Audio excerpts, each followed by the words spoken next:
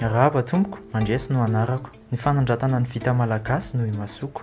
Manoloana fitobaka ny entana vahiny eto Madagasikara dia tsapa fa mirohitra makany amin'ny vokatra nafarana ny mpanjifa ka adiny tanteraka ny vokatry ny tany. Azo arenina nefa izany, ilaina ny mandray an-tanana ny fiovana atao, anavaozana ny fijery ankapobeny.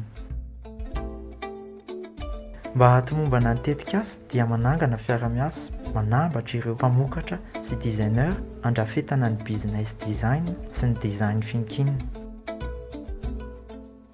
Ny business design dia manavao ny fomba fanantonana ny mpanjifa izay midika fiparitahana bebe kokoa amin'ny tambazotra tserasera ary noho ihany koa mampifanaraka ny entana vita gasy amin'ny toetrandro, izany hoe fidiran-tsehatra ny designer amin'ny fanantsarana ny fonosana, ampisokadina ny fahaizana manao sy mamorona ireo mpamokatra malagasy.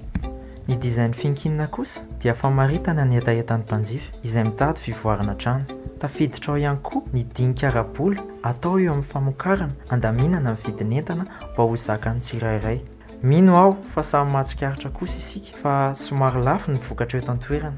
Ampahany amin'ny design thinking koa ny maminaviana ny mety haliana ireo mpanjifa ny amin'ny piso. Maro ny vokatsoa ateraka ny fanatanterahana ireo voalaza teo aloha ireo. Mihamaro mpafantatra ny vokatra sy ny zava-bitan'ireo mpamola voalasary noho ny fivelarana eo anivon'ny tambazotra tserasera.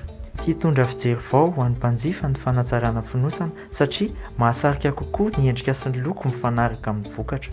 Fitambaran'ireo dia tsy omena amita amin'ny vokatra vahiny ny vokatra malagasy eny amin'ny tranombarotra lehibe, ka iroborobo ny varotra eraky ny nosy. Amin'izay fotoan'izay tsy hitsahatra hikaroka izay afa-po ny mpividy ireo rehetra izay maneho ny maha-malagasy ao anatin'ny asa iandreketana ka ampisongadina azy eo amin'ny sehatra iraisam-pirenena. Ho famaranana, azo lazaina fa tsara ny asa tanana sy vokatra malagasy, saingy kosa malaza ratsy amin'ny vidiny lafo sy ny kalitao tsy mateza. Ahafahana miala amin'izany fiheverana izany dia miara-mientana hatratra ny fenitra andrasan'ny mpanjifa mba ho lasa rehareny vita malagasy.